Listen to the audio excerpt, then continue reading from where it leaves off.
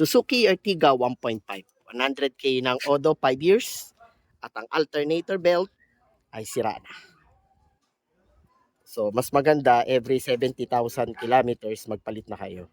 So, ito, 100k kilometers or 5 years, marami ng bitak ang alternator belt. So, papalitan natin yan, ang Suzuki genuine parts. So, ang belt ng Ertiga 1.5, ang AC belt ay rib belt. So, may special tools yan sa pagkabit. At ang may tensioner lamang ay ang alternator belt. Wait lang ako. Okay.